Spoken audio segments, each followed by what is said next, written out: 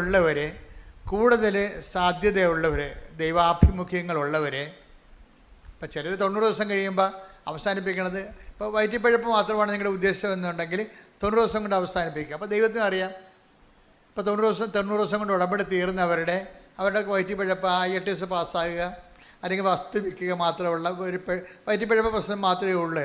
പക്ഷേ ഉള്ള പ്രോബ്ലം എന്ന് വെച്ച് കഴിഞ്ഞാൽ നിങ്ങൾക്ക് നാളെ പ്രശ്നമുണ്ടാകും. വീണ്ടും നിങ്ങൾ ഉടമ്പടിയിലേക്ക് വരുമ്പോൾ നിങ്ങൾ ടാർഗറ്റഡ് ആവും. എന്താ കാര്യം?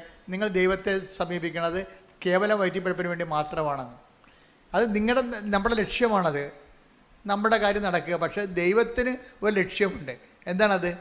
നിങ്ങൾ ദൈവത്തെ അറിയുകയും അറിഞ്ഞ് അവൻ്റെ നാമത്തിൽ നിങ്ങൾ യേശുക്രിസ്തുവിനെ അറിയുകയും അവൻ്റെ നാമത്തിൽ, ഇപ്പം നമ്മൾ 17 യോഹന്നാൻ 17 നിങ്ങൾ സത്യം അറിയുകയും സത്യം നിങ്ങളെ സ്വതന്ത്രരാക്കുകയും ചെയ്യും.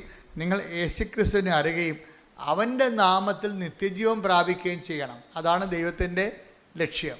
ഇപ്പം ദൈവത്തിൻ്റെ ലക്ഷ്യങ്ങളെന്ന് പറയണത് നിത്യജീവനുമായിട്ട് ബന്ധപ്പെട്ട വിഷയങ്ങളാണ് ഉള്ളത്.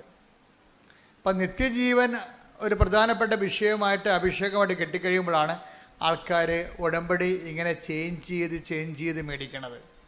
അവർ 5 ഉടമ്പടി 5 പുതുക്കും 6 പുതുക്കും. എന്നിട്ട് അവരെന്താ പറയണത്? ഞാൻ ഉടമ്പടി ജീവിതത്തിലാണെന്നാണ് പറയണത്. അവരെന്താ പറയണത്? ഉടമ്പടി. അപ്പോൾ അവർ 1 പുതുക്കി അവസാനിപ്പിക്കണില്ല. അവർ ഉടമ്പടി വയറ്റിപ്പഴപ്പുള്ള ആൾക്കാർ മാത്രമേ 1 പുതുക്കി അവസാനിപ്പിക്കത്തുള്ളൂ. എന്താ വെച്ചാൽ അവർക്ക് ദൈവമല്ല പ്രശ്നം, പിന്നെ എന്താണ്? അവരുടെ നിയോഗമാണ് പ്രശ്നം. ഇപ്പോൾ നിയോഗം മാത്രം പ്രശ്നമുള്ളത്. അതുകൊണ്ടാണ് ഇപ്പോൾ എന്തുമാത്രം ആൾക്കാർ ഉടമ്പടി എടുത്തെങ്കിലും നമ്മുടെ യൂട്യൂബിലെ സബ്സ്ക്രിപ്ഷൻ നിൽക്കണ കണ്ടില്ലേ? അത് ആ എടുക്കണ രീതി അനുസരിച്ചേ നിൽക്കത്തുള്ളൂ. അത് കഴിഞ്ഞാൽ 90 ദിവസം കഴിയുമ്പോൾ പിന്നെ അവർ ചിലർ വിട്ടുപോകും. അതെന്ന് പറയുന്നത് അവരുടെ ആ വസ്തു വിൽക്കുന്ന വിഷയത്തിന് മാത്രമാണ് അവർ ഉടമ്പടി എടുത്തിരിക്കുന്നത്. ദാറ്റ് മീൻസ് വിഷയബന്ധിയാണ്. അതിൻ്റെ ലക്ഷ്യം ദൈവമല്ല. ചില ആൾക്കാർ പുതുക്കി ആ ഉടമ്പടി ഒരു ജീവിത രീതിയായിട്ട് എടുക്കും. അതുകൊണ്ടാണ് അവർ സിൽവർ ഗ്രേയിലൊക്കെ വരണത്. അപ്പോൾ സിൽവർ ഗ്രേയിൽ വരുമ്പോൾ ചില സിൽവർ ഗ്രേക്കാർ ദൈവിക ലക്ഷ്യത്തിൽ എത്തിയിട്ടില്ല. അതുകൊണ്ടാണ് അവരുടെ സംഭവം പുതുക്കണ്ടെന്ന് ഞാൻ പറഞ്ഞിരിക്കുന്നത്.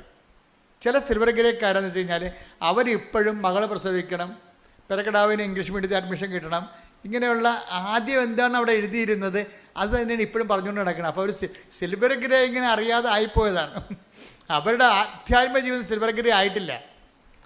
അവിടെ സിൽവർ ഗ്രേ ഇങ്ങനെ പത്രം മേടിച്ചു വന്നപ്പോൾ അറിയാണ്ട് ഇങ്ങനെ ഇതിൻ്റെ കളർ വ്യത്യാസം വന്നു പോയതാണ്.